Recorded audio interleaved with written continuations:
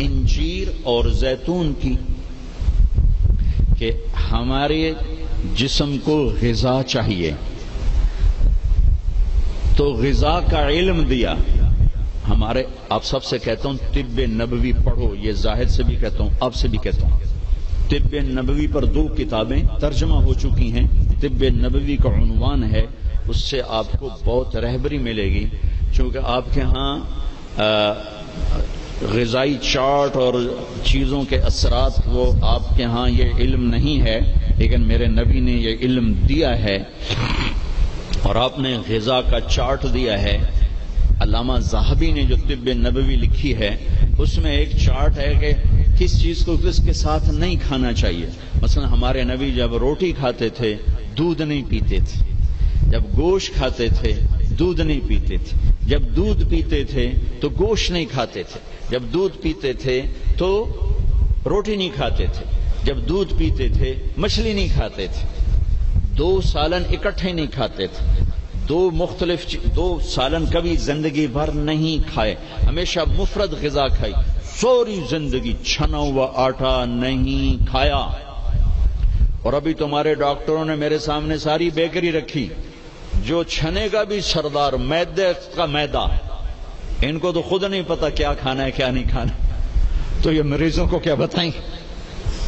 Sorry زندگی میرے نبی نے چھنا ہوا آٹا نہیں کھایا. اللہ اکبر. ساری زندگی فائبر سے بھرا ہوا.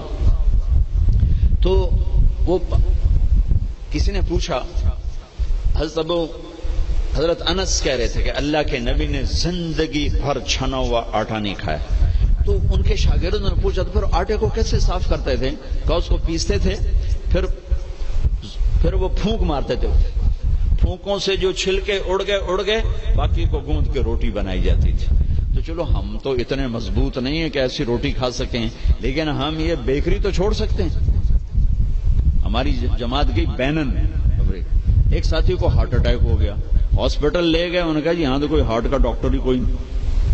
کیوں کہ یہاں کسی کو ہارٹ اٹیک ہے ہی کوئی نہیں، نہ کسی کو شوگر ہے، نہ ہارٹ اٹیک ہے، نہ بلڈ پریشر ہے. میں کہ ساڈا پاکستان بھرا پہ اتنے کمانا. پھر انہوں نے ریسرچ کی کہ وجہ کیا ہے، تو پتہ چلا کہ پورے ملک میں بیکری کوئی نہیں. جب تک بیکریاں ہیں نا آپ کے کلینک آباد رہیں گے، فکر نہ کرو، دعا کرے کرو بیکریاں چلدیاں رہیں. جب بیکریاں بند ہو گئے تو کلینک بند ہو جائیں. پورے ملک میں بیکری کوئی نہیں، پورے ملک میں مٹھائی کی دکان کوئی نہیں، پورے ملک میں مٹھائی کی دکان کوئی نہیں. ان کا میٹھا شہد ہے، شہد کھاتے.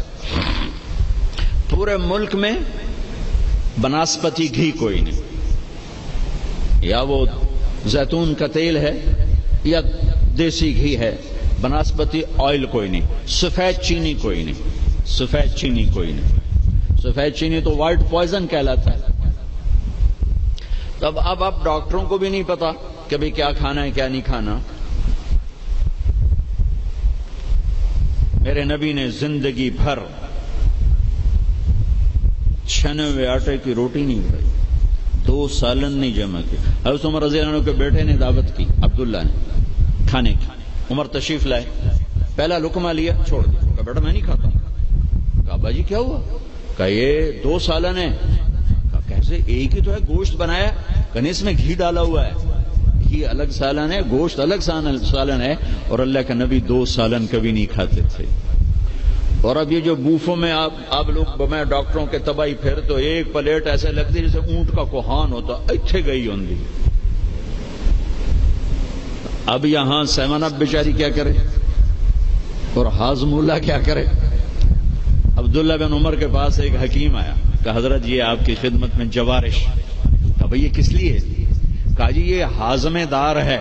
تو وہ ہنس پڑے گا، بیٹا 40 سال ہو گئے میں نے پیٹ بھر کے کبھی کھانا نہیں کھایا، تو مجھے اس کی کیا ضرورت ہے؟ یہ تو آج کے لوگ کھائیں جو بھوک سے بھی اوپر بڑھ کے کھاتے ہیں اور دن میں 6 دفعہ کھاتے ہیں. والتین والزیتون.